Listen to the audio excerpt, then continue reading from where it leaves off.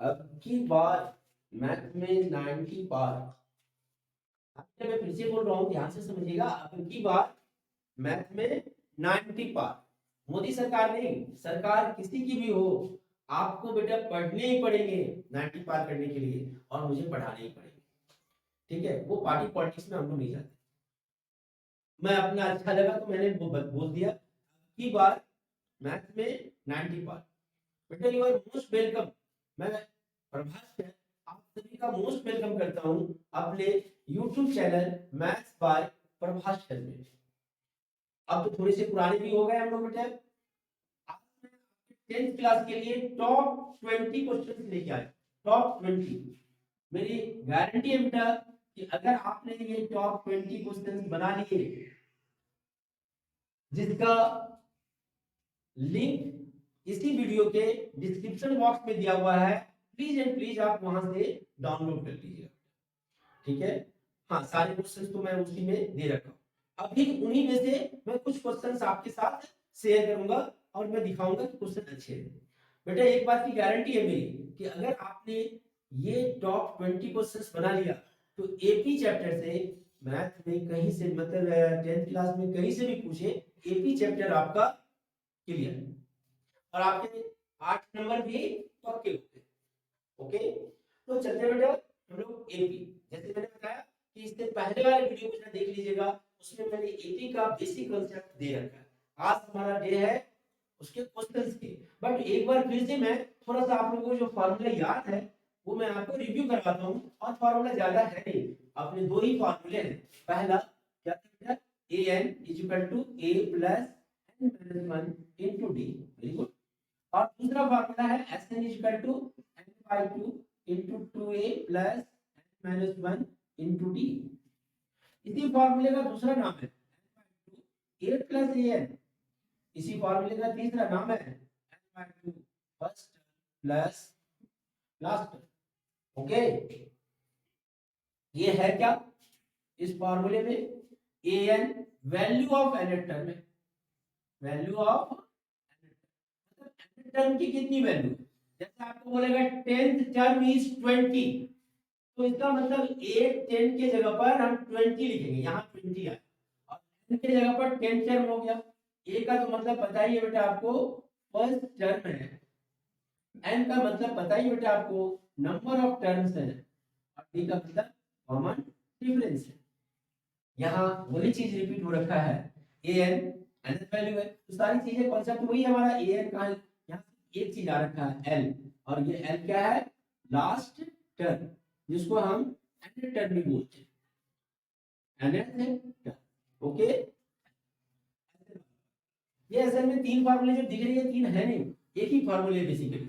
इस फार्मूले को अदर वे में रिप्रेजेंट किया गया, a plus n minus one two D. तो अगला वाला जो a, एक तो a आ गया, और a plus n minus one D को ही हमने क्या बोल रखा है, a। और क्योंकि a को ही लास्ट टर्म बोलते हैं, इसीलिए l से रिप्रेजेंट करते हैं। इस किसी भी फार्मूले का यूज करके अगर हमें एसएन फाइंड करना है, तो आपको एक बात ध्यान में रखना होगा बेटा कि एसएन फाइंड करने के लिए आपको n की वैल्यू चाहिए ही चाहिए। ठीक है, और उसके लिए हो सकता है क्वेश्चन में आपको का इस फार्मूले का भी यूज करना पड़े, जिससे कि n की वैल्यू फाइंड करने के लिए आओ, और यहां से फिर n की वैल्यू में पुट करके फिर आप एसएन फाइंड कर। मैं इसे सवाल में बताऊंगा। ओके, फार्मूले तो समझ में आ गए होंगे, यही दो बेसिकली फार्मूला है। मैं आपको लेके आता हूं अपने इंपॉर्टेंट क्वेश्चन पे। बेटा फिर से एक बार मैं बोल रहा हूं, प्लीज एंड प्लीज आप सभी से मेरा रिक्वेस्ट है कि आप इस 20 क्वेश्चन को जरूर कर लीजिए। अगर आपको मैथ में 90 क्रॉस करना, मैं 100 की बात कर रहा हूं, लेकिन मैं 100 बोलता नहीं, मैंने पहले ही वीडियो में इन चीजों को बता रखा है बेटा। तो 90 प्लस है ना, 90 प्लस का मतलब जो भी आ जाए वो हमारा, लेकिन टारगेट तो होना चाहिए क्या, 100 का। 90 प्लस मींस 100। ओके, क्वेश्चन है टॉप 20 का ही मैं बता रहा हूं, बेटा आप डाउनलोड कर लीजिएगा। ये क्वेश्चन है 1 by x plus 2, 1 by x plus 3 and 1 by plus 5 are in AP. Are in AP तो बोला फाइंड, फाइंड करना है आपको, क्या फाइंड करना है बेटा, x। अगर ये एपी में है, अगर ये एपी में है तो कंसेप्ट क्या है, कंसेप्ट आपका ये है कि second term minus first term is equal to third term minus second. इसमें कोई फार्मूला यूज नहीं होगा दोनों में से। क्यों? क्योंकि अभी तो कुछ गिवन है ही नहीं, एक्स की टर्म में फर्स्ट टर्म सेकंड टर्म और थर्ड टर्म तीनों है, तो इसीलिए हम उसमें फार्मूला का यूज नहीं, ये जो इसके डेफिनेशन है उस पर बेस है। और इसीलिए बच्चे थोड़े से कंफ्यूज रहते हैं कि भाई ये क्वेश्चन आ क्या है, इसमें हमें करना क्या है। करना तो एक्स की वैल्यू फाइंड करना है, मैंने अकाउंट में ले लिया है। यही क्वेश्चन आपके बिना अकाउंट का भी x plus 2 x plus 3 and x plus 5 are in AP, then find ऐसा कुछ कंडीशन करके आएगा। मैं दूंगा दूसरा क्वेश्चन दूंगा a2 minus a1 is equal to a3 minus a2, इसका मतलब है 1 by plus 3 minus 1 by plus 2 is equal to 1 by plus 5 minus 1 by x plus 3। ये हम अगर ले लेंगे तो ये x plus 3 into x plus 2 हो जाएगा बेटा, ऊपर में x plus 2 minus x minus 3 is equal to x plus 5 into x plus 3, ऊपर में x plus 3 minus x हो गया, इसीलिए minus 5। x plus 3 कैंसिल हो गया बेटा, x यहाँ से भी कैंसिल हो गया, 2 में से 3 गया minus 1 by plus 2 is equal to x यहाँ से कैंसिल हो गया minus 2 by x plus 5। Okay, ये माइनस और माइनस कैंसिल हो गया, क्रॉस मल्टीप्लिकेशन कर देते बेटा, तो देयरफॉर 2x + 4 = x + 5, और इसका मतलब ये हो गया कि x = 5 में से 4 गया 1। This is your answer. कैसा लगा क्वेश्चन? बहुत इंपॉर्टेंट क्वेश्चन है, और अभी तक प्रीवियस ईयर में भी 3-4 बार तो आ चुका है कंपार्टमेंट वगैरह लगा के, और ये आने के पूरे चांस हर बार रहते हैं, इसलिए कि ये क्वेश्चन ज्यादा इंपॉर्टेंट है कि बेटा इसमें एपी का कोई फार्मूला नहीं, एपी का कॉन्सेप्ट यूज हो रहा है, फार्मूला यूज नहीं हो रहा। नाउ अगर ऐसा है, जैसे इसमें मैंने अभी बोला था आपको कि और भी क्वेश्चन दे सकता हूं मैं, आप कुछ भी ले सकते हो बेटा अपने मन से। जैसे आपने लिया 3x + 5 x - 7, और फिर x - 12 या x - 15, कुछ भी कर दो। Okay, R E AP, R E AP. अब आपको बोला फाइंड x, एक ध्यान रखना कि आपको ये x हमेशा बराबर में नहीं रहेगा, बराबर में तो डिफाइंड नहीं होगा, डिफरेंट देगा, एक जगह 3x या 4x या 5x करके देगा ये कुछ भी।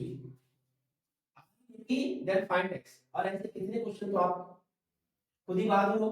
x + 2 x + 3 x + 5 नहीं मिलेगा, बोलना पड़ेगा उसको 2x + 5।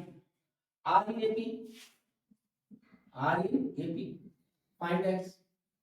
अब मुझे पता है कि आप सभी शेर हो, इजीली आप इसके आंसर बता दोगे। क्या होगा? थोड़ा सा और मैं आपको अगर अच्छा करना चाहूं तो आप ये भी कर सकते हो, a2 - a1 = a3 - a2, तो a2 को इधर ले आए, therefore twice of a2 = a1 + a3। आप इस फॉर्मूले को भी फॉर्मूले के रूप में इस कॉन्सेप्ट को भी यूज कर, इसका मतलब है, अब नहीं तो जैसे करते थे इसी में वैल्यू पुट करो तो भी आंसर आएंगे, टेंशन लेने की जरूरत नहीं है। तो मैं कुछ नया सिखाने की कोशिश कर रहा हूं, इस पर मैं लेके आ रहा हूं, ट्वाइस ऑफ x - 7 = हां 3x + 5 + x - 15। ओके, तो 2x - 14 = 3x + x, यानी 4x, 4x माइनस का 10। वेरी गुड, इधर ले इधर आ गया तो क्या हो गया 2x = 10 में से 14 गया माइनस का 4, देयरफॉर x = माइनस का 2, x माइनस का 2 हो गया। और अगर x माइनस का 2 हो गया तो -6 और +5 दैट मींस -1, -2 और -7 दैट मींस -9, और -2 -15 दैट मींस -17। यही तीन टर्म आ गए, are terms of AP, terms of AP। I hope that कि बेटा ये क्वेश्चन आपको बहुत अच्छा लगा होगा। और इस क्वेश्चन के कॉन्सेप्ट भी बहुत अच्छे हैं। क्वेश्चन बार बार पेपर में आ रहे हैं। हम लोग नेक्स्ट क्वेश्चन करते हैं बेटा, और ये भी बहुत इंपॉर्टेंट क्वेश्चन है जो टॉप 20 का ही पार्ट है। Okay, if the nth term of an AP is 1 by n and nth term 1 by n, तो m nth term निकालने हैं।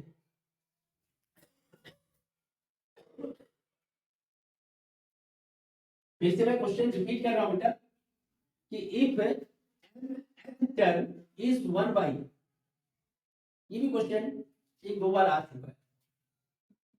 If nth term is 1 by n and nth term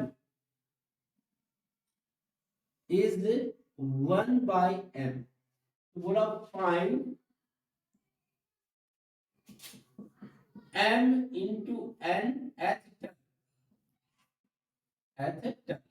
okay, दूसरा सम of m n term,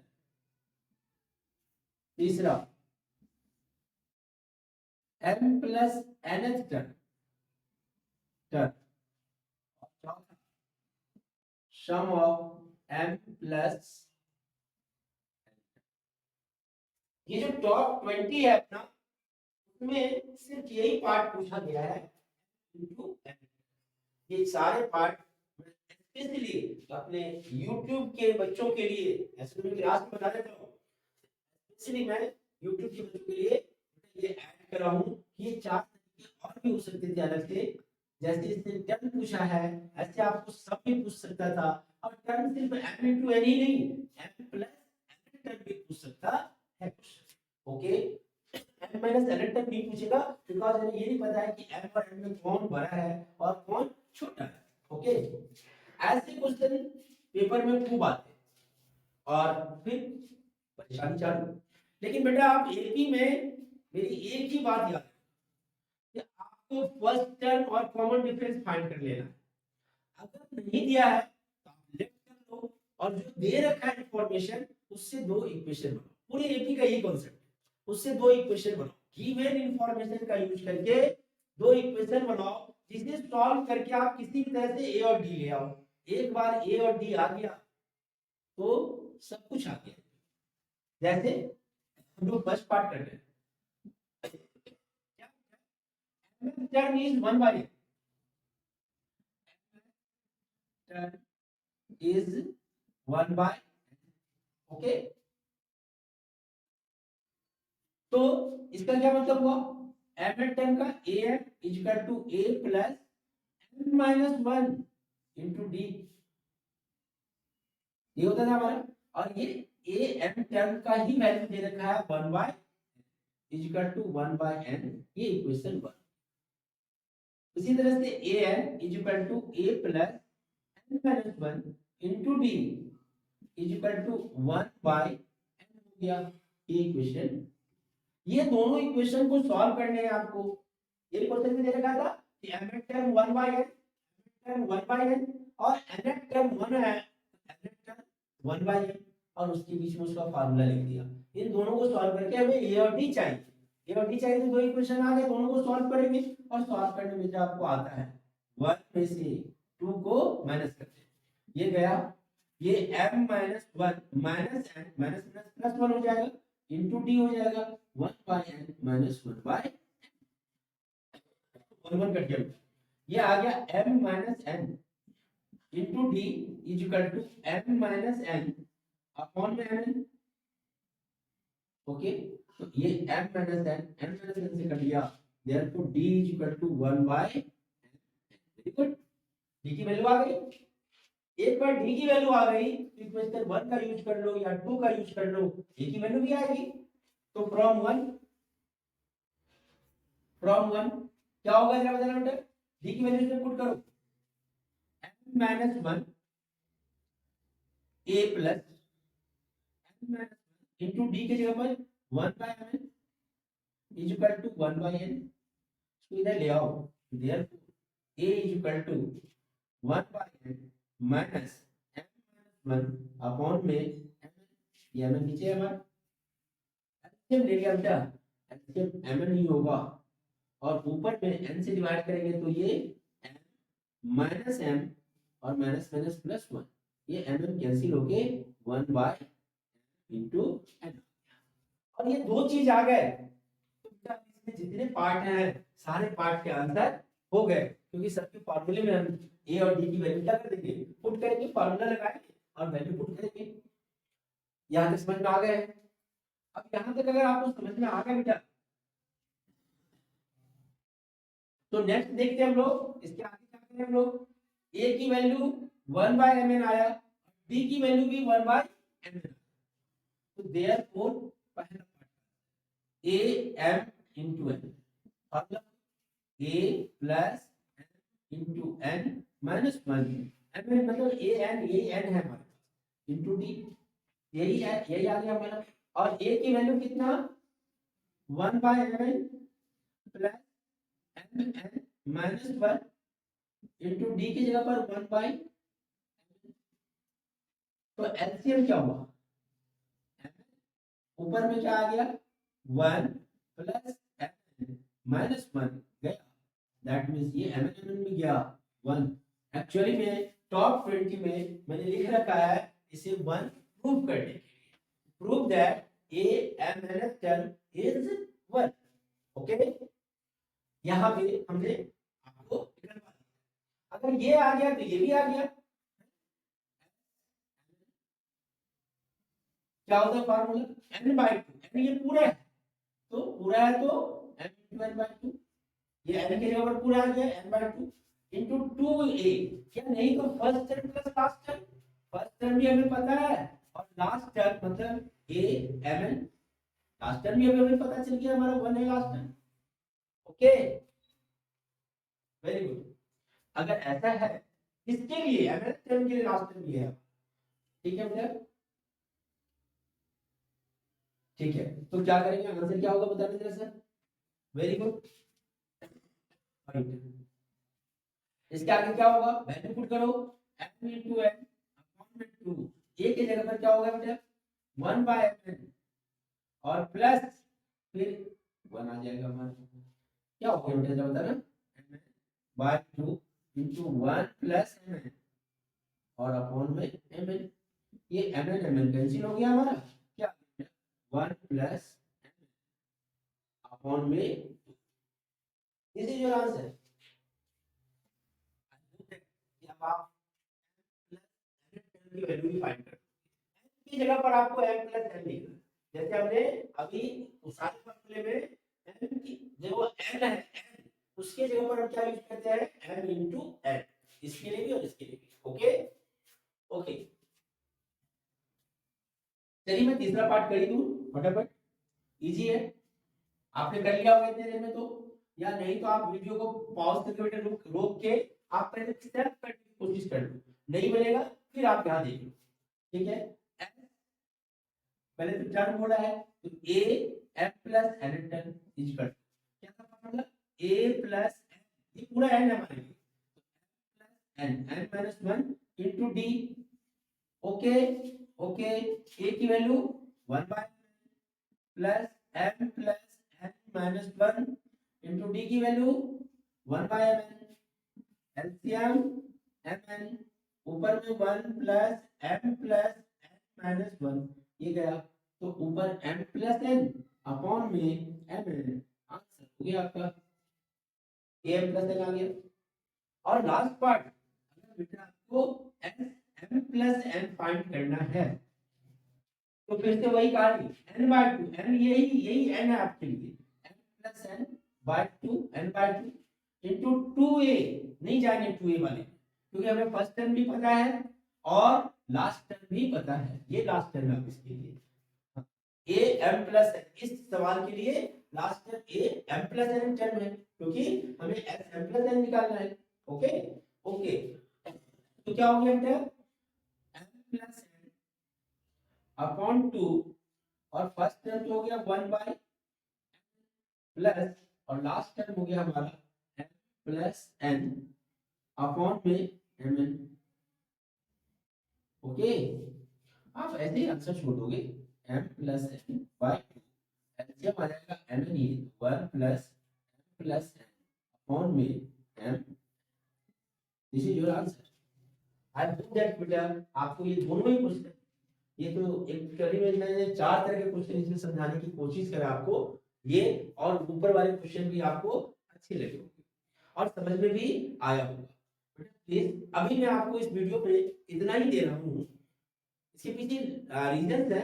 मैं चाह रहा हूँ कि आप तब तक पहले एक बार डिस्क्रिप्शन बॉक्स में जाइए बेटा और इसके लिंक से क्वेश्चन को नोट डाउन कर लीजिए और सेल्फ अटेम्प्ट लीजिए। जब तक आप सेल्फ अटेम्प्ट लेना नहीं सीखोगे सवाल को, बेटा मैथ में अच्छे नंबर कभी नहीं आ सकते, कोई नहीं ला सकता। मैथ में अच्छे नंबर आप खुद ही ला सकते, ठीक एकदम। आप जब तक तैयार नहीं होंगे तब तक आपके मैथ में अच्छे नंबर नहीं आ सकते। तो आपको तैयार होने पड़ेंगे, आपको मेहनत करने पड़ेंगे और इसी के लिए बेटा मैंने ये करा है कि बाकी क्वेश्चन अभी नहीं कर पा रहा हूँ, नेक्स्ट वीडियो में डालूंगा कुछ क्वेश्चन और उसके नेक्स्ट वीडियो में सारे क्वेश्चन, ठीक है। ओके बेटा, ओके तो ऑल द बेस्ट। ये बाकी के क्वेश्चन जो है उसे आप ट्राई करो पहले।